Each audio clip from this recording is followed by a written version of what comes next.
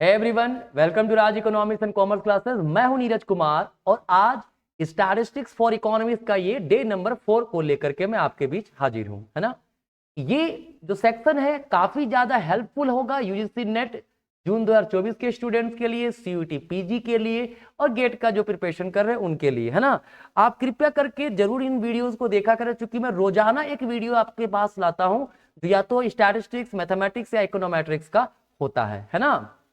इसमें क्या करते हैं, एक पर्टिकुलर टॉपिक को लेते हैं, उसको डिस्कस करते हैं, उसका एक एमसीक्यू या दो एमसीक्यू में डिस्कस कर लेते हैं साथ में, ठीक है। तो देखिए, आज हम लोग डिस्कस करने वाले हैं बाइनोमियल डिस्ट्रीब्यूशन से रिलेटेड प्रॉब्लम्स का, है ना। तो टॉपिक जानने के पहले इसका क्वेश्चन एक जान लेते हैं, क्या है। कहते थे standard deviation of binomial distribution is, है ना। मतलब बाइनोमियल डिस्ट्रीब्यूशन का क्या होता है हमारा standard deviation. Option A B C D हमारे पास दिया हुआ है, ये पता करना है। तो पहले क्या करते हैं ना, हम लोग थोड़ा सा बाइनोमियल डिस्ट्रीब्यूशन को समझते हैं, है ना। बाइनोमियल डिस्ट्रीब्यूशन, है ना। देखिए, बाइनोमियल डिस्ट्रीब्यूशन का यूज तब हम लोग करते हैं, ठीक है, जब किसी भी इवेंट में दो ही आउटकम आने का चांसेस होता हो, सक्सेस जिसको पी मान लेते हैं या फिर फेलियर, ठीक है। जैसे आप एग्जाम दिए तो दो ही चीज, या तो पास या तो फेल, ठीक है। तो पी हो गया सक्सेस, क्यू हो गया फेलियर, दोनों का सम हमेशा होगा इक्वल टू 1, ठीक है। देखिए, अगर आपका 60% चांस है पास होने का, है ना, तो ऑब्वियस सी बात है 40% चांस है फेल होने का। तो 60% को 0.6 लिख सकते हैं और 40% को 0.4 लिख सकते हैं ना, दोनों का सम क्या हो जाएगा, 1 होगा ना। तो बाइनोमियल डिस्ट्रीब्यूशन में याद रखिएगा, probability of success and failure का सम हमेशा इक्वल टू 1 होता है।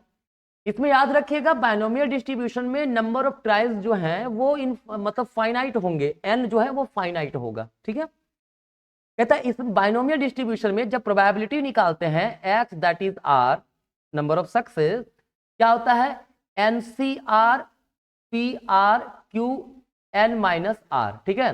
This is the formula to calculate probability in binomial distribution, ठीक है। तो हमारा पहले यहां पे मोटिव है कि इसका मीन और स्टैंडर्ड डेविएशन पता करना, ठीक है। तो पूरा डेरिवेशन का भी मैं आपको नहीं बता सकता, मैं बस ब्रीफली बता दे रहा हूं। जब भी हम लोग बात करते हैं मीन का, ठीक है, किसका, मीन का, तो मीन होता है एन इंटू पी, मतलब नंबर ऑफ ट्रायल्स, है ना, और पी हमारा हो गया सक्सेस, ठीक है। ये दोनों को मल्टीप्लाई कर देंगे, हमारा मीन आ जाएगा, ठीक है ना।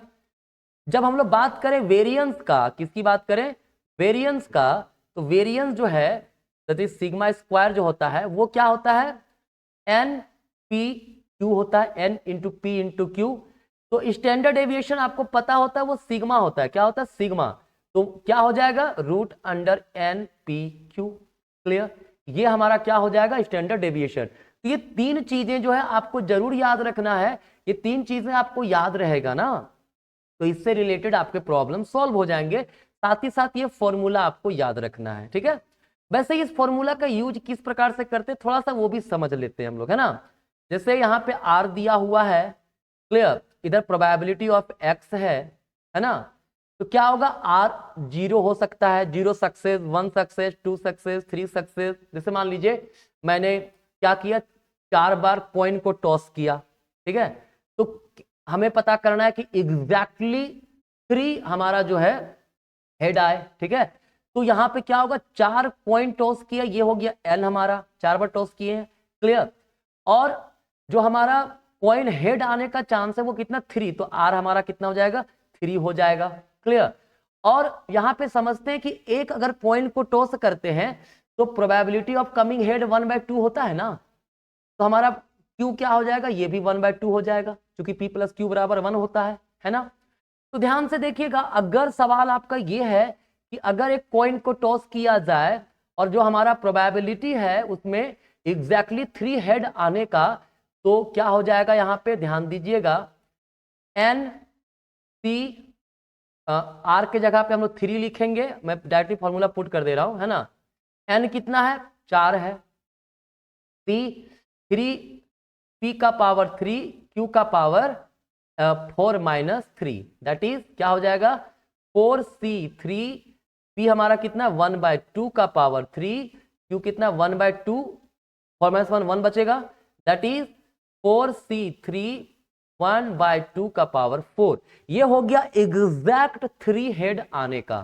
ठीक है, ध्यान रखना है आपको, मैंने क्या क्या बताया। n अगर 4 बार कॉइन को टॉस किया गया हो, ठीक है, और एग्जैक्टली आपको 3 हेड चाहिए था, तो ये उसकी प्रोबेबिलिटी है। यहां पे बायनोमियल डिस्ट्रीब्यूशन हम लोग यूज करें, ठीक है, और यूज करने का मैं तरीका इसको बता दे रहा हूं आपको थोड़ा सा, है ना। अगर मान लीजिए 4 बार कॉइन को टॉस किया गया, सक्सेस 1/2 है, फेलियर 1/2 है, राइट। अब यहां पे कहता है कि 2 से ज्यादा हेड आने का चांस, मतलब जो प्रोबेबिलिटी ऑफ हमारा सक्सेस है ना, ग्रेटर इक्वल्स क्या है 2, मतलब ग्रेटर देन 2 मान लो बोलते हैं। 2 से ज्यादा बार हेड आए, तो 2 से ज्यादा बार हेड आने का क्या मतलब हुआ, या तो आर हमारा 3 होगा, 3 बार हेड आए, या तो आर बराबर 4 होगा, 4 बार हेड आए। ठीक है, तो दोनों को सम कर देंगे, इस तरीके से आपको निकालना है।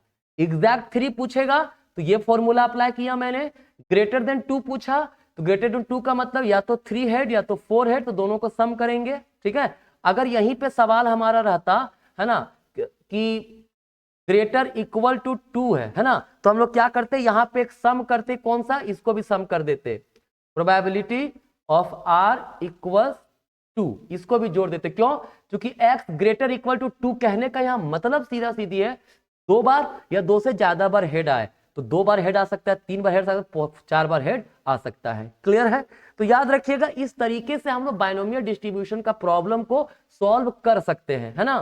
तो अब हमारे पास पहले क्वेश्चन देख लेते हैं, standard deviation of binomial distribution. मैंने क्या भी बताया था कि जो मीन होगा हमारा वो एनपी होगा, है ना, एनपीक्यू जो है वो हमारा वेरिएंस होगा, और रूट अंडर एनपीक्यू ये जो हमारा है ये क्या है, स्टैंडर्ड डेविएशन है। क्या है, standard deviation, that is sigma, है ना। तो आंसर होगा ऑप्शन नंबर ए। क्लियर है, कोई दिक्कत नहीं। एक क्वेश्चन और है जिसको हम डिस्कस कर लेते हैं। कहता है if in binomial distribution mean is 10, मतलब मीन का मतलब एनपी कितना दिया हुआ है 10, and standard deviation is 2, standard deviation मतलब सिग्मा ये कितना है हमारे पास 2 है। Q विल बी, तो Q का वैल्यू क्या होगा, देखिए सीधी सी बात, स्टैंडर्ड डेविएशन दिया हुआ है कितना 2, स्टैंडर्ड डेविएशन का मतलब अभी बताया NPQ रूट में, है ना, इक्वल्स कितना है 2। अगर बोथ साइड स्क्वायर कर दें तो क्या आएगा हमारा NPQ इक्वल्स 4, क्योंकि इधर जब स्क्वायर करेंगे तो रूट कैंसिल हो जाएगा, इधर भी स्क्वायर कर दिया मैंने। ठीक है, तो NP के जगह पे हम लोग 10 लिख सकते हैं कि नहीं लिख सकते हैं, बिल्कुल लिख सकते हैं। 10Q इक्वल्स कितना है 4, तो इस हिसाब से Q बराबर क्या हो जाएगा 4/10, दैट इज कितना हो गया 0.4, है ना। तो 0.4 ऑप्शन में है, ऑप्शन नंबर सी है। ठीक है, ध्यान रखिएगा ये जो सीरीज है इसमें आप ये एक्सपेक्ट मत कीजिएगा कि कोई भी टॉपिक को मैं बहुत डीपली डिस्कस करूंगा। क्यों, क्योंकि मुझे कम समय में आपको मेन जो चीज है उसको बताना है ना।